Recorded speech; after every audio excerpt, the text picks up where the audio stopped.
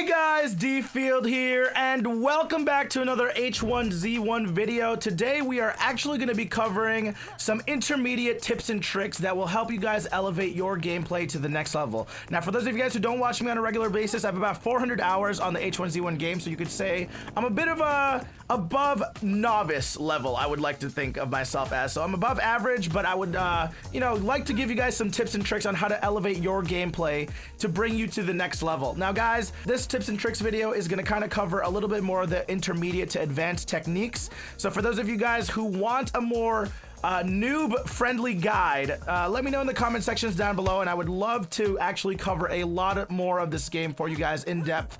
The very first thing you guys are going to want to do in the starting lobby is change your render distance to about 1500. If your computer can't handle it, you might want to change it to about 1000, but that's going to be the minimum render distance you're going to want to have in the game. And I do believe that the default settings for this are the page up and the page down keys on your keyboard, and once you guys have all that set, all you got to do is wait for a game to start. Now, guys, I do want to reiterate, this video is actually going to be for those who are a little bit more advanced in H1Z1. You know, maybe a handful of hours. They know the basics. They know the kind of the game flow of how a game of H1Z1 works. So, as I said, once again, if you guys want a little bit more of an advanced guide, let me know in the comment section below. So here we go. The very first thought process you're going to want to have as soon as you load into a game is go ahead and point your camera straight down and immediately recognize exactly where you are on the map. You guys can realize we are above Spence Hills, and we are right above that military camp that has a handful of vehicle spawns.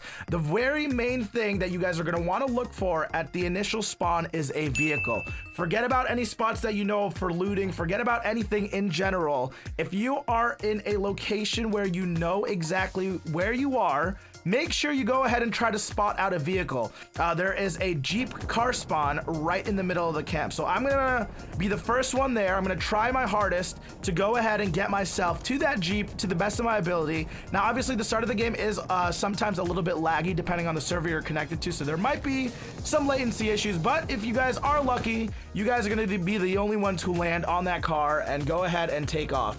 Now, for this specific spawn, obviously, you do not, unless you're playing really aggressively going for a high kill game, you're not going to want to stay there for very long. So as soon as you have the vehicle, get the heck out of there, because that is going to be a hot spot for fights and a hot spot for people dying if you guys are obviously not going for a high kill game. We're going to go ahead and just get the heck out of there, and we're going to see if we can try to find ourselves a looting area.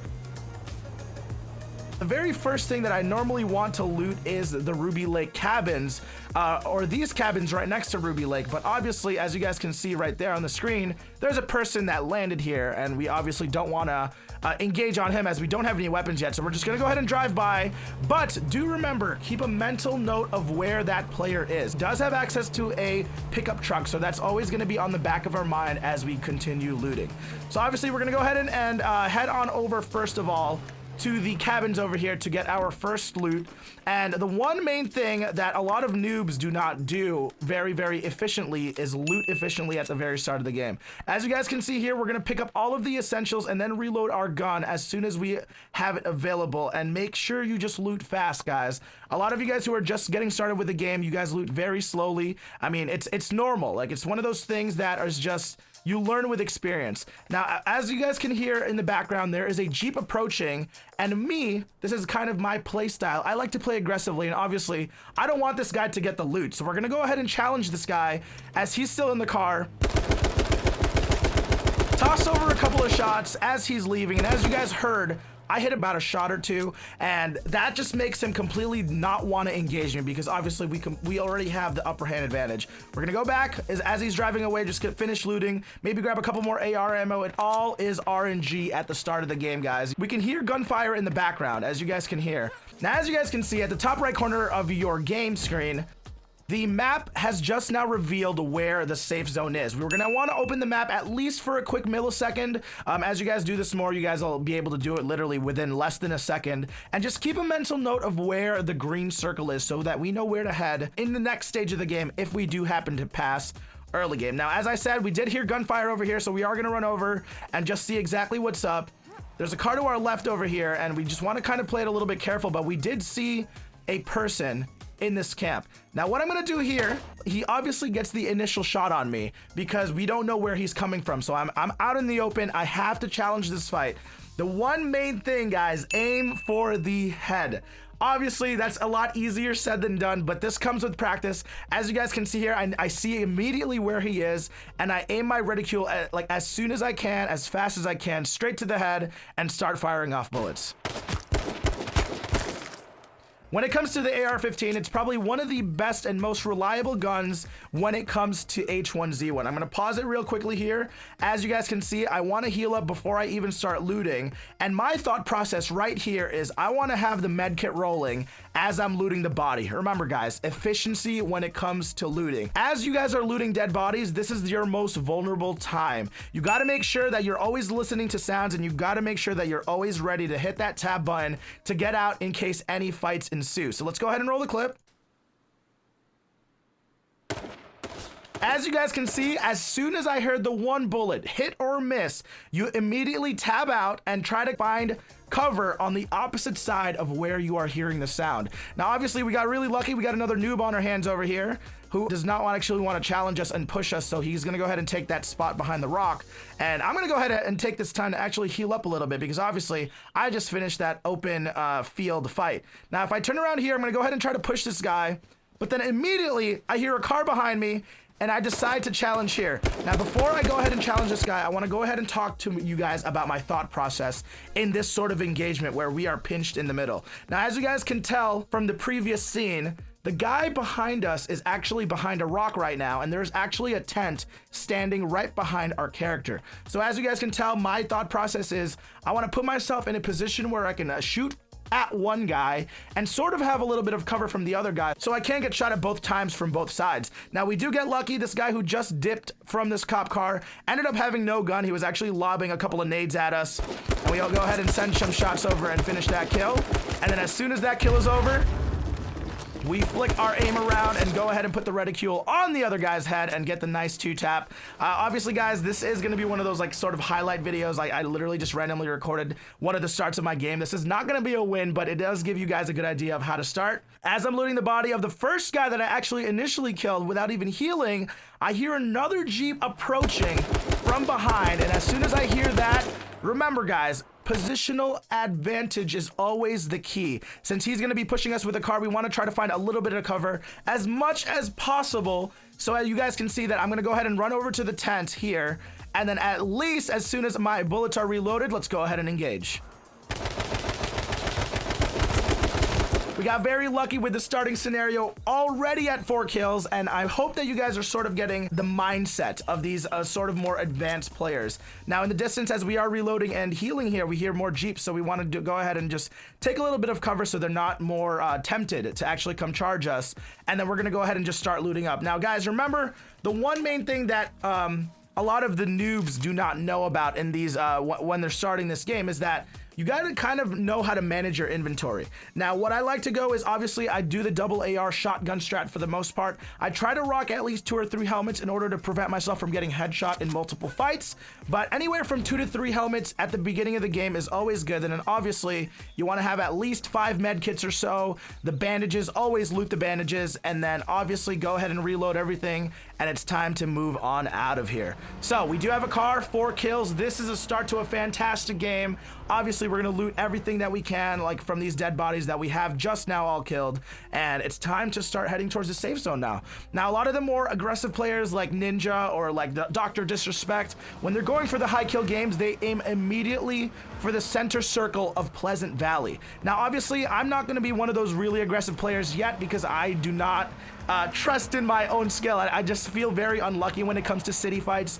So I'm going to try to stay on the outskirts of the city and just slowly work my way towards the inner circle because we do still have over 2 minutes left when it comes to actually, you know, having that circle start to go inwards. Now, for those of you guys who are a little bit more of a passive player, obviously, at this point of the game, you guys can have 0 kills. It's completely fine. It's not a big deal that you guys have 0 kills. It's really just up to your own game style and how you want to play the game. So over here, as we are traversing across the open fields, you guys want to go ahead and pan your camera around as much as possible and try to spot any open players out in the field. I do get really lucky here as I pan my camera to the right and I spot an open player way out in the open, and obviously you're going to use your car to your advantage, give yourself a little bit of cover and provide some covering fire. As you can see, I potatoed literally almost all of my shots, and I'm gonna pause the video right here. So obviously this guy has at least one bullet in him and probably has his makeshift now off, since we did pop him at least once. Now the move and the tactic for this situation, it really depends on how you want to play. As I said earlier, I'm more of an aggressive player, so I'm gonna immediately want to charge this guy and try to get either just a spraying AR without aiming down the sights, or I want to pull out my shotgun. But the one thing that you guys, a lot of people do not do, is make sure you at least serpentine with your car, because if you do not serpentine with your car, there's going to be a good chance that a higher level player will be able to easily two-tap you as you're driving up to engage. So let's go ahead and play the clip here. As you guys can see, I kind of serpentine left and right. I get off right where he's at. He does nearly get the two-tap on me, gets my first helmet off, but we do get kind of lucky there. Now, I do like to say this is one of my sayings. I do believe that tree fights like that are almost 50-50 for the most part. In most situations like that, it really is a 50-50 fight, because sometimes, you know, it really just depends on who gets the shot, who has the position, where you get off your car. It's kind of really just a little bit of luck, I guess. But obviously, the more you play the game, the better you're going to be at actually taking those tree engages, and it's going to switch from a 50-50 to maybe like a 60-40. Now, obviously, there are going to be times where we do get outplayed, and it happens. Welcome to H1Z1, guys. Welcome to H1Z1. Now, we're going to go ahead and actually kind of peruse through the outskirts of the city. I don't really want to go inside Pleasant Valley, because that's always going to be a hot spot for a lot of fights to happen, and there's a lot of cleanups that do happen around Pleasant Valley. So I'm not the type of player who actually plays inside Pleasant Valley, but you can still get a nice solid 10 to 15 kill game even without going into the main city itself. Now we're gonna go ahead and drive around, and upcoming here shortly, you guys are gonna hear some shots being fired, and my thought process is, obviously, I want to go ahead and try to clean that up. I immediately spot two cop cars. I want to go ahead and try to just peruse the area, kind of cruise around and see if we can get any cleanups. As you guys can see, that guy just died right there, which means that there's a high probability that the guy who killed him is probably inside that diner. Now, I do want to play a little bit risky here. I'm playing a little bit confident, since I'm already at 5 kills and I parked my car in a corner. And we're going to go ahead and just wait for this guy to show himself, either to get that loot or to show himself even more. With a quick glimpse, you guys saw that he was inside the restaurant. He passes by literally within a fraction of a second. If you blinked, you missed it. So we know for a fact now that this guy is inside the restaurant, so we're going to position ourselves for a possible two-tap. Now, obviously, as this is all going on, you guys are going to want to just keep your ears open, make sure there's no one sneaking up on you, just keep on looking around, make sure there's no one lining up a quick and easy headshot. And as you guys can see, I'm hearing cars, I'm hearing steps, and there's the guy right now getting ready to loot the bag, but he gets really lucky because he doesn't actually loot the bag in front of the cop car. He actually positions himself very well, and just in time, a Jeep actually just rolls up behind, and I do have to engage this fight right here. I do end up landing a couple of shots on that Jeep guy, but no finishing blow, and we did just see the guy kind of jump across that fence area. We're gonna go ahead and completely disregard that guy right there and charge this guy and hopefully get a couple of shots off, but this guy is smart enough to not actually stay still. Launching a couple of shots over, and obviously that's going to be his kind of cue to go ahead and take this. We're going to pause the video right here. As you guys can see in the background, the guy is choosing to take a stand and fight us in the middle of this cul-de-sac. Now, guys, obviously, if you wanted to play a little bit more safer, you could literally just drive away and not challenge this guy. But me being the guy that I am, I love to challenge people when it comes to it. So I'm going to go ahead and just rush him straight up with the AR. I could pull out my shotgun, but obviously I'm in the middle of a car already with my AR out, so we might as well just go ahead and charge.